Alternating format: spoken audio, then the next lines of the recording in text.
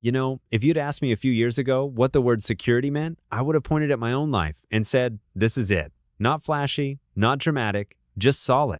The kind of steady, everyday happiness that gets taken for granted, at least, until the floor drops out from under you. My name's Ryan Miller.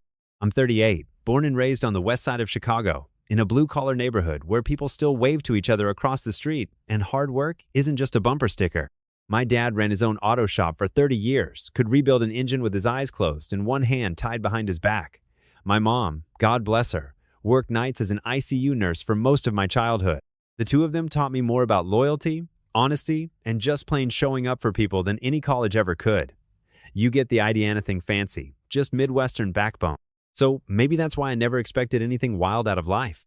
College was the one real break. I went to UW-Madison, studied mechanical engineering, figured I'd end up working with my hands or, if I got lucky, managing a shop of my own. The kind of future you plan in pencil, not ink. But it was at a friend's barbecue back in the city, just a few years after graduation, where everything changed.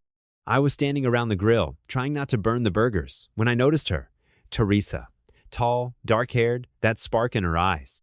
She wasn't talking much, just hanging by the cooler, phone in her hand, looking like she'd rather be anywhere else.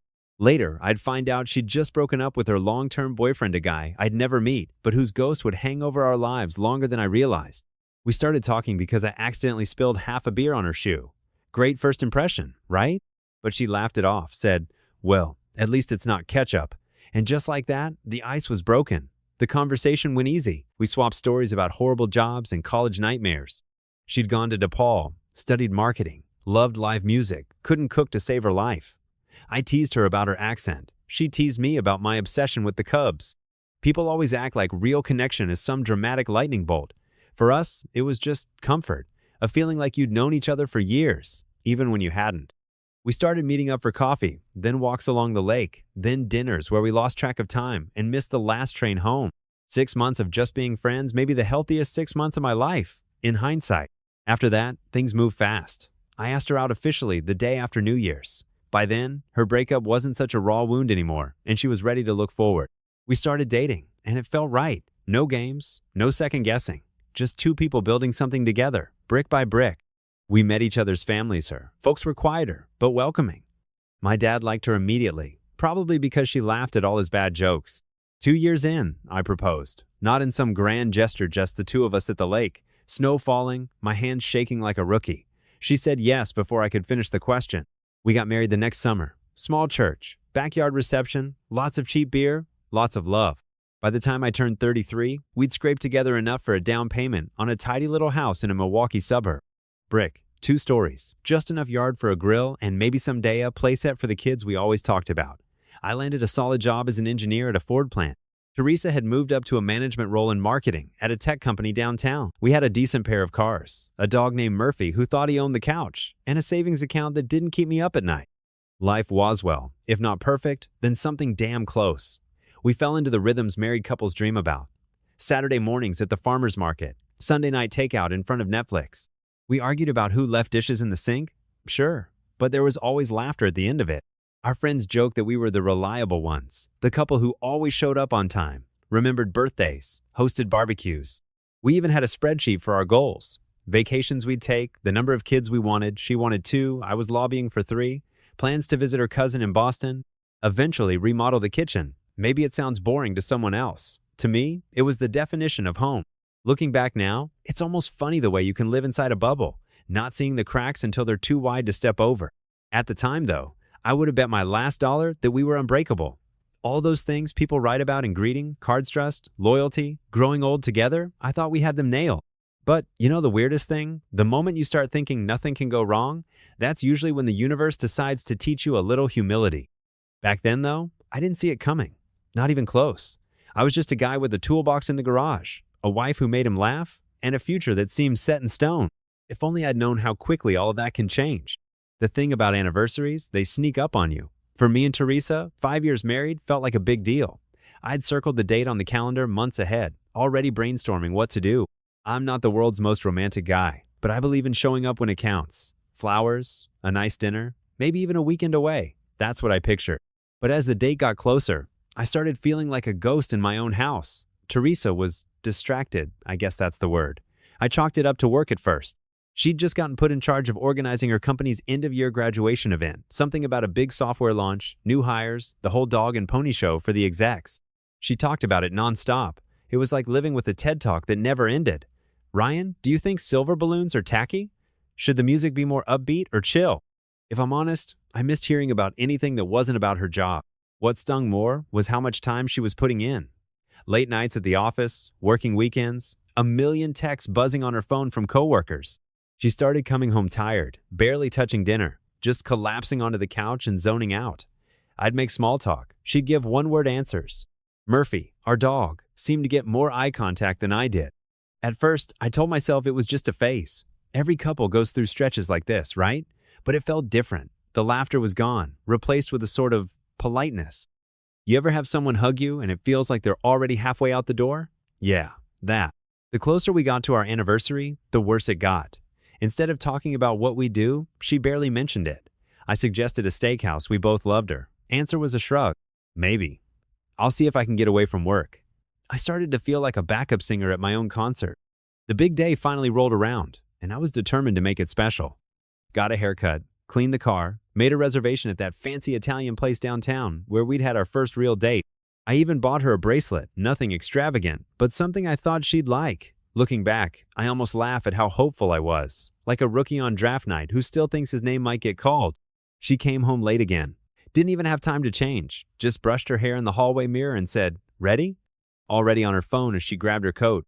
No hug, no happy anniversary, not even a, "You look nice." Just business as usual. Dinner was a masterclass in awkward silences. Teresa sat across from me, picking at her salad, her phone face down but vibrating every 10 minutes. I tried to start a conversation old memories, funny stories, the dog's latest antics. She gave polite smiles, nods, but her eyes kept wandering. Once, she checked her watch while I was mid-sentence. The waiter seemed to notice, because he kept giving me these sympathetic glances. Honestly, I felt like a stand-in for someone else's movie. About halfway through, her phone buzzed again. This time, she didn't even try to hide it. She glanced at the screen, frowned, and muttered, "Sorry, I just have to handle this. It's work stuff." I said, "Can it wait?" "It's our anniversary, Tess." She just shook her head, looking genuinely stressed or maybe just looking for an exit. Then her friend Kim, who also works at the same company, walked in. I'd always liked Kim. She's funny, straight shooter, always brings chips to the barbecue, but that night she was all business. Whispered something to Teresa. They both looked at me, then back at each other. Teresa turned to me, barely making eye contact. "Ryan, I need to step out with Kim for a few minutes. Some issue with the event. I'm really sorry. Just give us a bit, okay?" And off they went, heels clacking, heads together, phones out. I sat there, swirling the ice in my glass, trying to look like I wasn't being left behind. 10 minutes passed, then 20. Waiter kept refilling my water, giving that "man, sorry, buddy" smile. I tried to keep busy by checking sports scores, but my phone felt heavy in my hands. She came back, finally, with Kim in tow.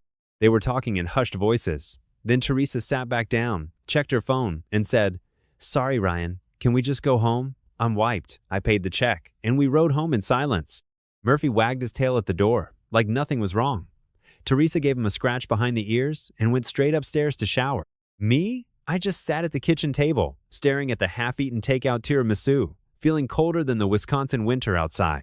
You know what the weirdest part was? I didn't even feel angry, just invisible, like I was watching someone else's marriage from across the room. Back then, I told myself not to make a big deal out of it. People get busy, jobs get stressful, marriage goes through seasons. But deep down, I couldn't shake the feeling that something real had changed. Something I wasn't ready to admit, even to myself.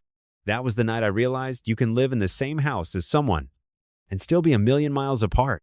There are moments you remember forever. Sometimes it's something beautiful like your wedding day or the first time you hold your newborn. Other times, it's a punch to the gut you never see coming. For me, it was supposed to be just another company party. Teresa's big night. Her firm was throwing a lavish end-of-year bash at one of those glass and chrome hotels by the lake. Supposedly black tie, but you know how it goes. Half the people show up in business, casual, and the rest just want to show off. I wore my best suit, buffed my shoes, practiced my small talk in the car. Teresa spent hours getting ready. She was radiant, I'll give her that. It felt like we were heading to the Oscars, not some corporate mixer in Milwaukee. Honestly, I was hoping this night might reset things between us. Maybe a slow dance, a couple of drinks, a chance to actually see each other again. Foolish optimism, I guess. Looking back, I should have noticed the warning signs, the way she was glued to her phone, the entire ride there, the quick glances at the clock, the barely there smile when I tried to joke about her dress. The place was buzzing. Waiters with trays, a jazz band, herds of coworkers mingling in clumps by the open bar. As soon as we walked in, Teresa was swarmed by colleagues. I stuck close for a while, tried to keep up with the conversations, but most of them were inside jokes and marketing lingo I didn't get. Eventually, I drifted over to the edge of the room, chatting with one of the IT guys about old muscle cars, something I actually understood. Then, about halfway through the night, things got weird. Teresa was laughing with a group near the dance floor, and suddenly this guy walks in, a tall, sharp-dressed dude with a self-satisfied grin and hair that probably cost more than my car's last oil change. I recognized him from old photos. Jonathan, her college boyfriend. The one she used to call John in stories. I pretended not to mind. Last I heard, he was working out east, some big shot in tech. Now he's here, getting hugged by half the marketing team like he's a rock star. I watched, feeling something cold crawl up my back. Teresa's eyes lit up when she saw him really lit up. She broke from her group and practically floated across the floor to meet him. Hugs, big smiles, a little too close for comfort. I tried to brush it off. They're old friends, right? What's the harm? But then the music changed, one of those slow songs, and before I could blink, Teresa and Jonathan were out on the dance floor. Everyone was watching, whispering, grinning like they knew some inside joke I'd missed. I tried to keep my cool, but my hands were shaking. It was like standing in a snowstorm without a coat. They were dancing close. Not just old friends catching up close, more like there's no one else in the world close. I waited for the song to end. It didn't. The band must have been in on it, playing the longest ballad of all time. And then right in the middle of the floor, in front of her boss, her coworkers, and yes, her husband Teresa, leaned in and kissed him, openly, like I wasn't even there. You know that record scratch moment they show in movies? That's exactly how it felt. The whole room seemed to freeze. Some people gasped, some tried to pretend they hadn't seen, but most just stared. I just stood there, my mouth dry, my heart hammering in my chest. Part of me wanted to storm out, but my feet were rooted to the spot. After a moment, Teresa stepped back from Jonathan, turned toward Mistil on the dance floor, and called my name. Loudly. The room went quiet again. I felt every eye burn into me. "Ryan," she said, "I'm sorry, but I can't do this anymore. I found real love. Jonathan and we belong together. I want a divorce." She didn't yell. She didn't cry. She just said it like she was ordering coffee. Calm, certain. It took me a second to process. I looked around faces I'd seen at barbecues, at our wedding, at holiday dinners. Some looked embarrassed, some looked away, but a lot of them looked relieved, or even supportive. Kim, her best friend, gave me an apologetic little shrug, like, "Sorry, dude." Even her boss stepped forward to put a hand on her shoulder, as if to say, "Good for you, girl." Jonathan, this guy I'd never even met, put his arm around my wife, my soon-to-be ex-wife, apparently. The two of them stood there, like they were the stars of a Hallmark movie, and I was just a minor character who'd missed the plot twist. For a moment, I couldn't breathe. I just stared at the two of them, the champagne bubbling in my hand, feeling every shred of dignity peel away. I didn't shout, didn't beg, didn't throw a punch. Though, believe me, the thought crossed my mind. I just set my glass down, buttoned my jacket, and walked toward the door. On my way out, I caught a glimpse of Teresa's Facino regret, just a tired kind of relief. I think, in that instant, she'd never felt lighter. You know what the weirdest thing is? Even as I was leaving, part of me felt free. Like I'd been let out of a cage I didn't know I was in. I got in my car, sat in the dark for a while, and let it all crash down. My marriage, my pride, my future plans all changed with one public kiss and a couple dozen witnesses. The thing about being humiliated in public is, it hurts, but it also clears the air. There's no going back, no pretending, no, maybe we can fix this. It's all out there, for better or worse. And right then, as I drove away into the Milwaukee night, I realized, whatever came next, it wouldn't be a rerun of the same old heartbreak. I'd already lived through the worst of Iton display, in a rented tux, in front of everyone. Welcome to the new normal, Ryan. Time to find out who you are when no one's watching. You ever walk out of a room knowing you're the punchline to someone else's joke? That's how I felt, stepping out of that hotel ballroom. The air outside was cold, biting glade spring in Milwaukee, the kind that makes you question your life choices. Well, I was already doing plenty of that. My hands were steady, but my mind was buzzing. I replayed that scene, Teresa and Jonathan on the dance floor, her voice ringing out, my so-called friends standing around like extras in a soap opera. Humiliation doesn't even cover it. Try betrayal, embarrassment, and a hefty dose of what the hell do I do now? All in one. But here's the thing, I didn't fall apart. Not then. Maybe it was shock, maybe just stubbornness, but I wasn't going to give them a show. I got in my car, sat behind the wheel for a solid 10 minutes, and just breathed. Didn't cry, didn't shout, just sat there and realized nobody was coming to save me. Not my wife, not my friends, not anybody. By the time I got home, the numbness had worn off, replaced by a slow-burning anger. Not the wild kind, more like a furnace just starting up. I walked through the front door of our house, our perfect, two-story forever home in the suburbs, and everything felt fake. The wedding pictures, the little notes on the fridge, her shoes by the door, it all felt like props from someone else's life. I set down my keys, looked around, and made a decision right there. No more playing the fool. I was done being the last to know. First order of business, change the locks. I drove to the hardware store before they closed, bought a new set, and replaced them myself that night. If Teresa was moving on, well, so was I. And if she or Jonathan wanted to visit the scene of the crime, they'd need more than a spare key and a sense of entitlement. Then, I started packing up her things. Not with bitterness, well, maybe a little, but with precision. Box by box, I made piles. Her stuff, my stuff, and a big pile for the trash. It was almost therapeutic. Every time I taped up a box, it was like sealing away another piece of humiliation. Around midnight, my phone buzzed a group chat notification. Kim, Teresa's so-called best friend, asking if I was doing okay and if I needed to talk. The nerve. Another message came in from one of her work buddies, offering advice about moving on and not taking things personally. I nearly laughed out loud. Suddenly, everyone's a relationship coach when they're not the ones getting blindsided. I replied to none of them. Instead, I texted Teresa. We need to talk. Face to face. Tomorrow. No more hiding. No more cryptic texts or passive-aggressive notes on the fridge. If she wanted out, I'd give her what she wanted, just not the way she expected. The next afternoon, she showed up with Jonathan in tow. Of course, because nothing says closure like bringing your new boyfriend to the marital home. Kim tagged along for moral support. I half expected a camera crew, honestly. I kept it civil. I stood by the door, arms crossed. You got 10 minutes. After that, the locks change, and your stuff's on the curb. Teresa started with the usual. Ryan, I'm sorry you had to find out this way. Jonathan tried to look sympathetic, but really, he just looked uncomfortable like a kid caught cheating on a test. Kim piped up. You know, Ryan, sometimes people grow apart. I cut her off. Yeah, sometimes people lie. Sometimes they embarrass their spouse in front of 100 people. Let's not sugarcoat it. Teresa bristled. I didn't mean to hurt you. I laughed. Oh, so kissing your ex in public was, what, an accident? Please, don't insult my intelligence. Jonathan cleared his throat, probably wishing he was anywhere else. Look, man. I turned to him, dead, calm. Don't. You're not my man. You're the reason my marriage is over. Own it, at least. Silence. You could feel the awkwardness hanging in the air like humidity before a storm. Teresa's voice wavered. I just want this to be as painless as possible. Yeah, well, we missed that boat about 12 hours ago, I replied. I handed her a folder list of her belongings, a printout of her text with Jonathan, courtesy of the family iPad, thanks for not changing your passwords, and a draft separation agreement. You want out? Fine, but I'm not rolling over. You get your stuff, you get your clean break, but you don't get to rewrite history. Kim looked shocked. Ryan, you don't have to be so harsh. Oh, I think I do, I said. For once, I'm just being honest. If any of you cared, you would have told me the truth before it turned into dinner theater. But hey, congrats on the happy ending. I opened the door and gestured for them to leave. This is the last time we talk about it. Next time, it's lawyers. Have a nice life. Teresa hesitated, then took the folder. Kim tried to give me a pitying look. I just closed the door. Afterward, I sat in the living room, surrounded by half-packed boxes and empty picture frames, feeling more alone than I ever had, but also free.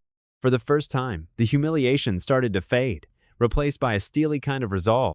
I'd lost my wife, most of my friends, and probably my sense of trust, but I'd kept my self-respect. And that, I decided, was going to be the foundation for whatever came next. Because if you're going to start over, you might as well do it on your own terms, 7, if it means burning a few bridges along the way. They tell you heartbreak feels like a punch to the chest, but for me, it was more like a slow leak just, a steady draining of everything I thought made me, well, me. After that showdown at the house, after slamming the door in Teresa's face, I sat on the floor for what felt like hours, staring at nothing.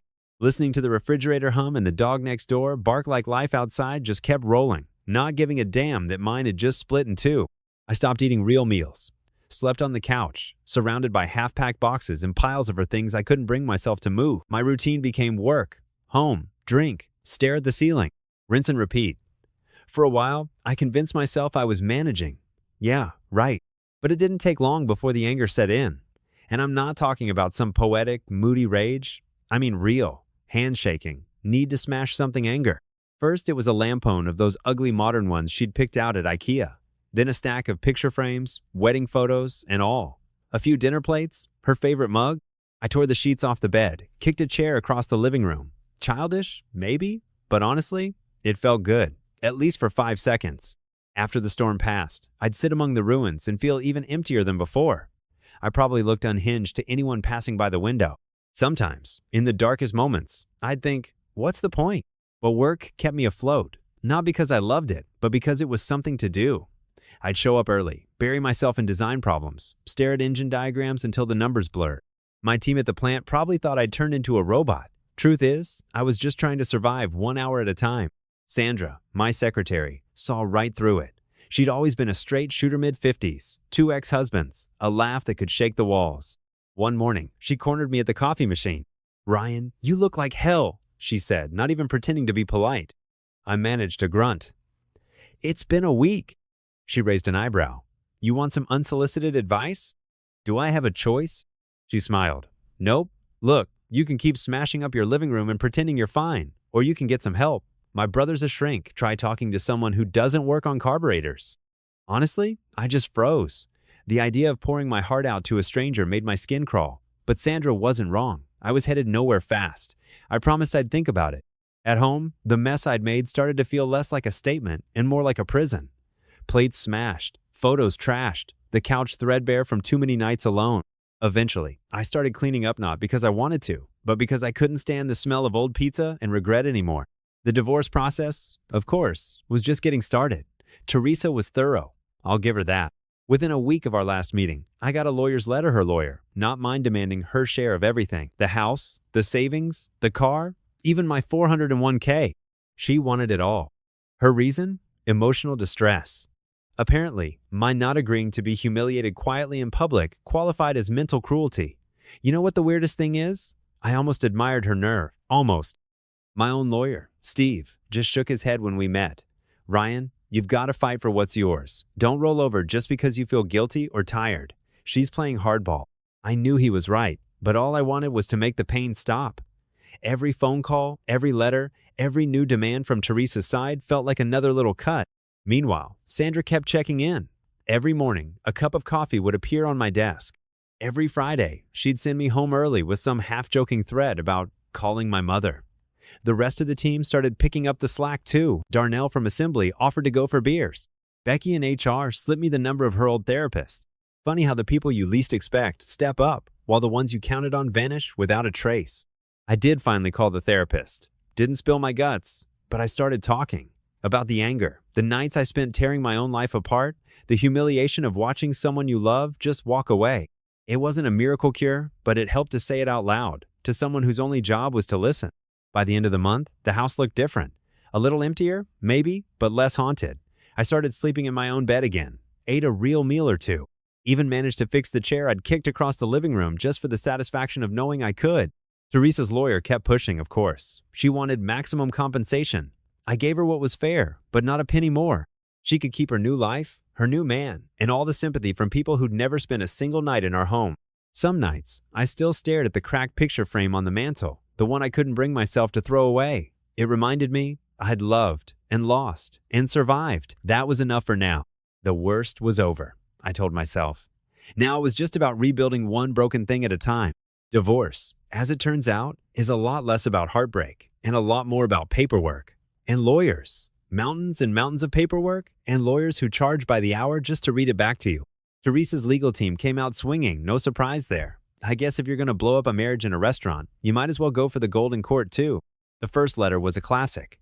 "We are seeking full ownership of the marital home, the majority of liquid assets, and a significant portion of Miss Miller's business interests."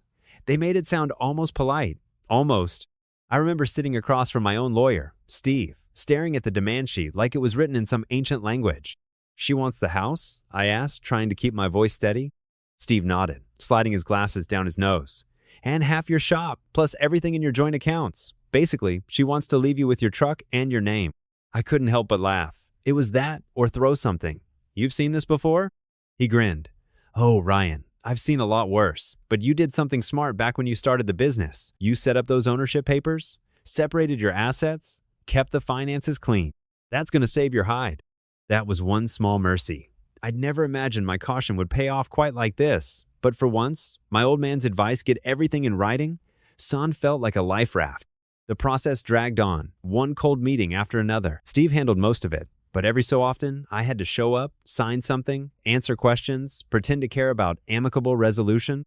Meanwhile, the social fallout was starting to shift. In the first weeks, everyone seemed to side with Teresa. I guess the story was easier to swallow if I was the boring husband and she was the heroine finding real love. But people have a way of coming around, especially when the dust settles and they see things for what they really are. Kim, the same Kim who'd run off with Teresa that night, sent me a text out of the blue. Ryan, I'm sorry. We all got swept up in her drama. I should have seen what was happening. If you need anything, let me know. I didn't respond right away. Honestly, I didn't know what to say, but it meant something, seeing a little honesty in the mess. Over the next few weeks, more little signs showed up. Old friends stopped calling Teresa. A couple even reached out to me directly. One of her colleagues, who'd always seemed glued to her side, sent me a long email, half apology, half confession. She admitted they'd all known about Jonathan and that nobody really felt good about it. That was rich, but still, honesty's rare enough these days to matter. Steve called one Thursday afternoon, sounding more upbeat than usual. Ryan, you sitting down? Should I be worried? Quite the opposite. They caved. Teresa's lawyers just agreed to your terms. She gets her share of the money, but you keep the house, your shop, and everything tied to your business. You're free, man. For a second, I just stared at the phone. Free. The word didn't even seem real. You serious? Dead serious. I'll send the documents tonight. Final hearings in 2 weeks. After that, you're officially a bachelor again. I hung up, exhaled for the first time in months, and let myself feel something like relief. Not joy, not yet, but relief.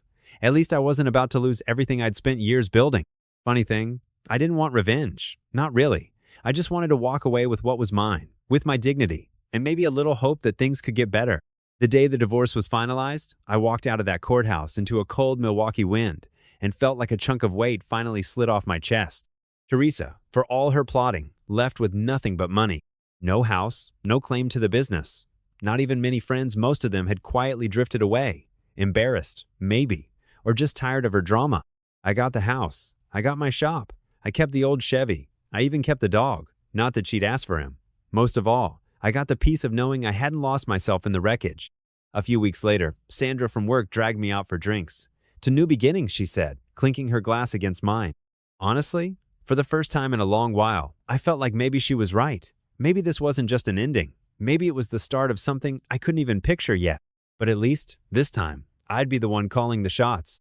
There's a weird, hollow quiet that settles in after a divorce. I'd never lived alone, before at least, not like this. Not with the ghosts of the past 5 years still echoing in every corner of the house. The walls seem to remember more than I wanted. But life, as it does, refuses to stop just because you're stuck. And sometimes, when you're least ready, it tosses you a curveball. Sandra, my secretary turned part-time therapist, wouldn't leave me alone. She checked in every day, dropped off groceries by accident, and generally acted like my mother and big sister rolled into one. One afternoon, she called and told me to be home by 6, no excuses. I'm bringing dinner and someone you need to meet, she said, not leaving room for argument. 6 on the dot, my doorbell rang. Sandra waltzed in, carrying enough food for a football team, and behind her was a woman I didn't recognize, a petite brunette with a strong handshake and eyes that said she'd seen her share of storm. This is Melissa, my niece, Sandra announced, handing me a casserole dish before I could protest. Melissa, this is Ryan. He's a bit of a mess, but he's good people. Melissa grinned, and I had the ridiculous urge to check if I still had any food on my face. Nice to meet you, Ryan. Aunt Sandra's told me a lot, don't worry, only the embarrassing stuff. We sat at the kitchen table. At first, it was just small talk work, weather, traffic on I-94. I found out she was an economist, had just moved to Milwaukee from Minneapolis. And here's the kicker, she'd gotten out of a long relationship herself. Her boyfriend had cheated, lied, and left her picking up the pieces. Maybe it was the way she told it straightforward, a little sad, but with a dry humor that felt familiar. At least you got the house, she joked. All I got was a burned lasagna recipe and a bad Spotify playlist. Sandra eventually left us alone, making up some excuse about needing to check on her dog. Melissa and I talked for hours. Not about exes, mostly, but about life-old music, baseball, how you never really stop missing home-cooked food when you're on your own. The weirdest thing was how easy it felt. There was no pressure, no performance.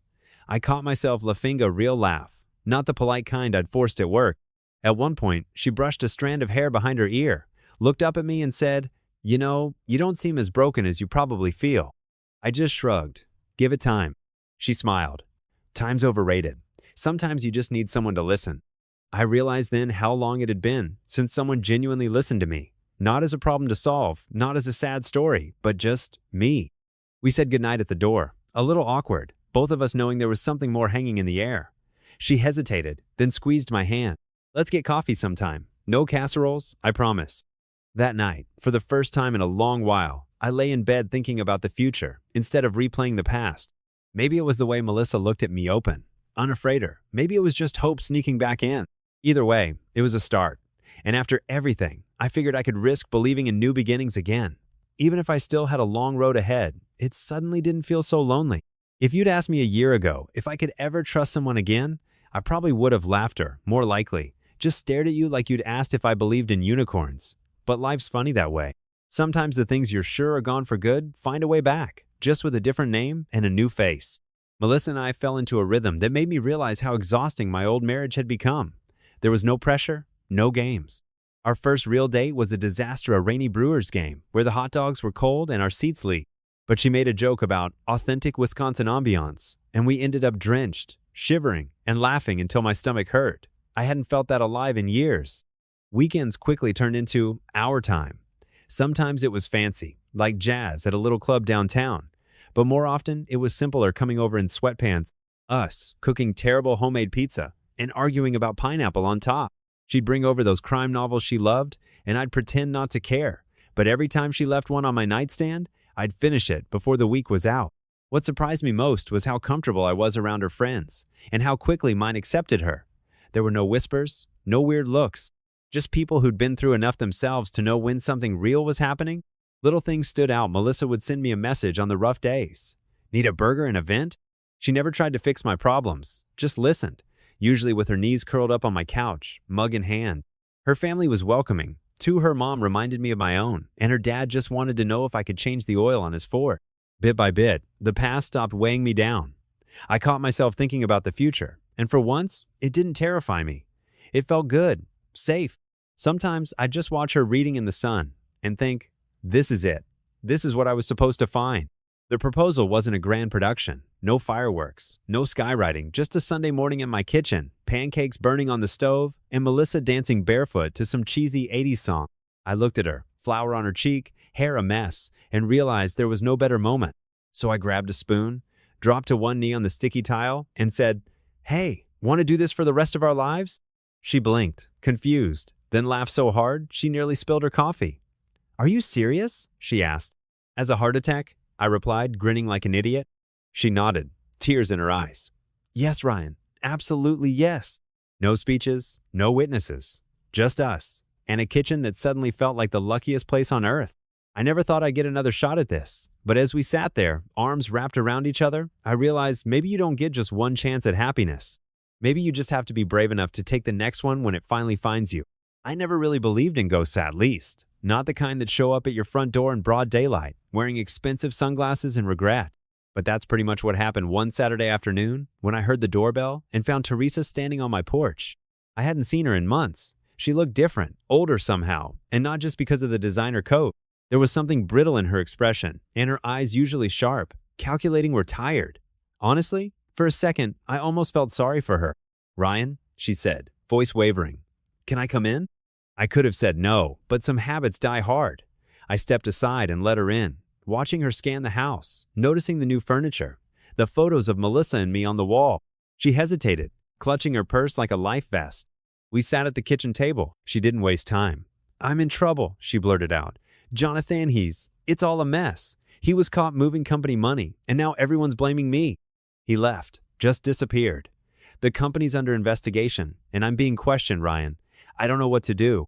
She looked at me, desperate, like she expected me to have an answer. The irony wasn't lost on me. The woman who'd left me at a crowded restaurant, who'd chosen her true love in front of everyone, was now asking me for help because he turned out to be just another fraud. For a second, I thought about the old day show. I'd drop everything for her, how I'd always been the one to pick up the pieces. But those days were long gone. "Teresa," I said, as gently as I could manage, "I'm sorry you're in this situation, but I can't help you. I can't be your safety net anymore. You made your choice, and so did I." She tried again, voice breaking. "Ryan, please. You know I didn't deserve this. I thought he was different." "Yeah," I said quietly. "I thought you were too." She went silent, tears threatening to fall. That's when Melissa stepped into the room, calm and steady, coffee mug in hand. She took one look at Teresa, then at me, and simply said, "Is everything all right here?" I nodded. "Yeah, everything's just fine." Teresa stared at Melissa for a moment, maybe seeing the answer she'd needed all along. She stood up, straightened her coat, and wiped her eyes. "I'm sorry," she whispered, but I couldn't tell if it was meant for me or just for herself. As the door closed behind her, Melissa came over and squeezed my shoulder. "She won't be back," she said quietly. I just nodded, feeling a strange mix of relief and sadness. The past had come knocking, sure, but it didn't get to stay, not this time, not in this house, and not in my life. Melissa sat beside me, taking my hand in hers. "You're here now," she said, "with me, and that's all that matters." And you know what? For the first time, I really believed it. Years have a way of slipping by when you're not looking. I used to measure my life in milestones, wedding anniversaries, new cars, promotions at work.